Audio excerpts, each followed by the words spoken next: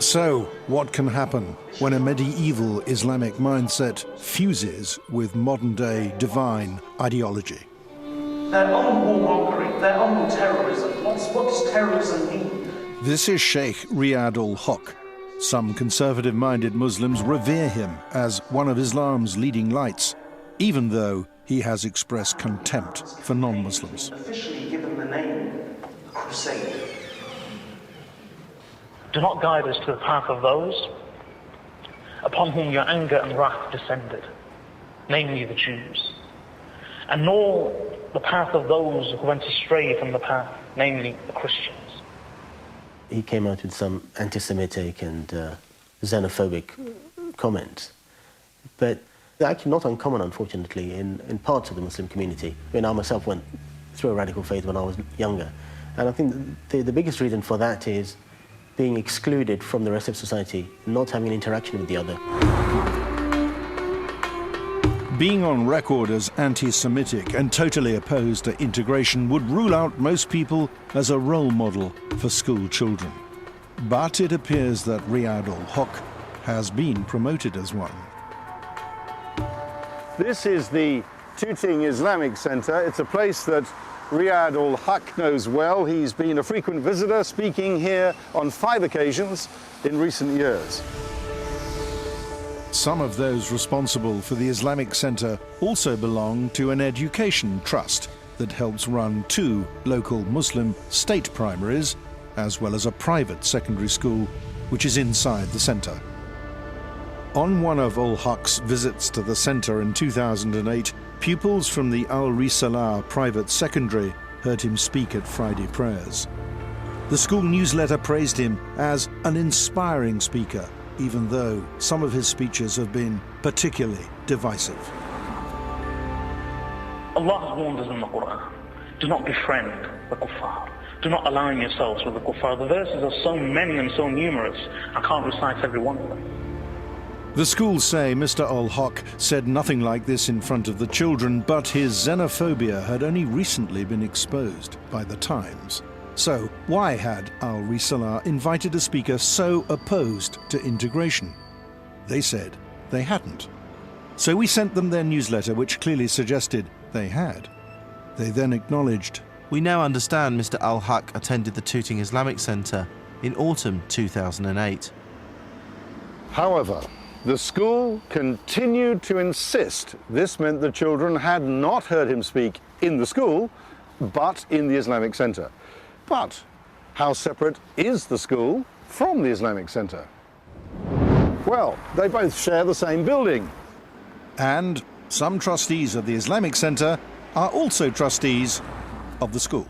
It is a free country. We believe in free speech. I mean, you can't really do anything to stop schools inviting people like Riyad al-Haq if they want to, can you? You're absolutely right. But it seems to me that anyone who's running a school has a responsibility and a duty to ensure that they don't allow that school to be linked with those who have extremist or anti-integrationist views.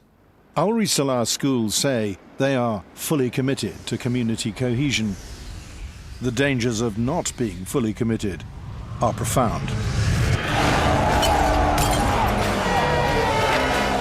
This was Oldham in the summer of 2001. Several northern towns were torn apart by riots as groups of young white and Asian communities fought each other and the police. The official inquiry confirmed the cause as segregation.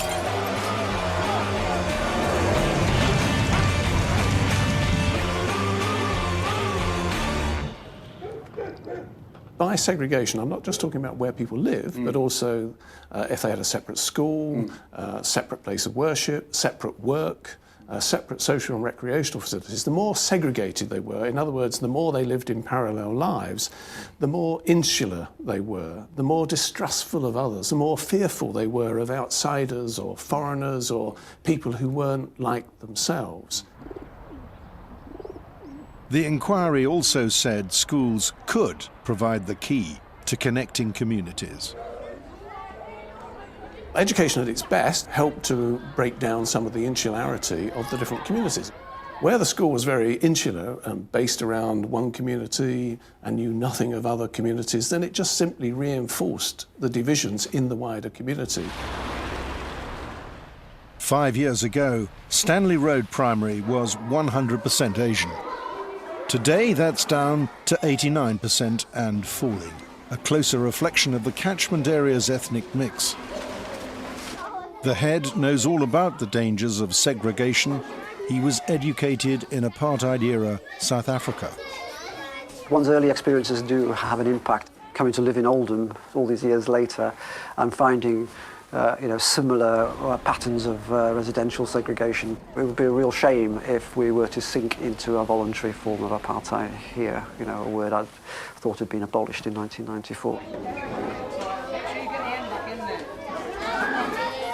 Like the last government, the new coalition government is a keen supporter of faith schools. What will be the impact if parents are offered that option in Oldham? I think it will make what we're trying to do here much more difficult.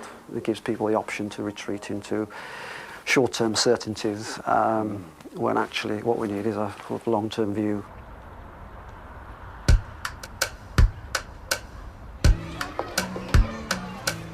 Monitoring how schools promote cross-cultural harmony is the responsibility of the school inspection system.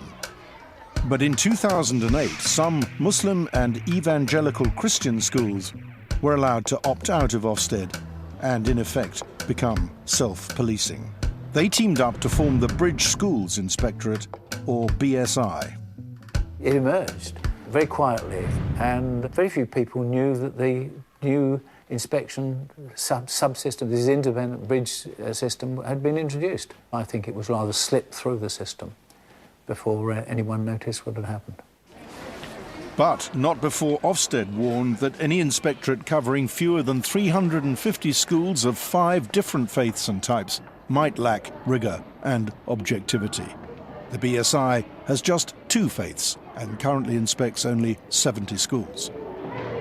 Those concerns were largely to do with independence and objectivity, and over time, whether a degree of familiarity or partiality might grow up between inspectors and the schools that they were inspecting if the numbers of schools are really quite small. She thought it might get too cosy, yes. In other words. Yes, over time. One Muslim school that's chosen not to use the BSI is Birmingham's Al Furqan, even though the head is chairman of the Association of Muslim Schools that helped set it up. So you're on the BSI governing board, but you don't use the BSI for inspectors? Well, the reason being we felt that, Ofsted is a body that we would wish to remain with. Because? Because I think it is a government-recognised body, and BSI, we consulted our parents. There were some views that we had that it may not have the credibility, for example. In 2009, the BSI inspected this private Muslim school in Ilford called Apex Primary. The inspectors rated the school good or outstanding in most respects. But there was no mention of the school having given a platform to this man, Haitham Haddad. Mr. Haddad was guest speaker at a school fundraising dinner. Stridently anti-Western, he's known for his provocative speeches like this one, available on the internet. I always say that the conflict between Islam and the enemies of Islam is an ongoing conflict, and we should pay the price of this victory from our blood, and Muslims are ready to do so. Apex School told us that such comments were not made at the fundraising dinner or the school, and nor did they represent how the school teaches citizenship values. I'm not suggesting inspectors should be overly suspicious, but I am suggesting that where they have evidence that some people associated with the school have in the past perhaps expressed extreme views of one sort or another, that they don't just simply assume that because they said, well, no, we're not actually doing that anymore, that that's the case. The Bridge Schools Inspectorate told us that it's not in their remit to vet a school's fundraising speakers, and to suggest otherwise was bizarre. They also said Ofsted rated them as good the highest grade possible.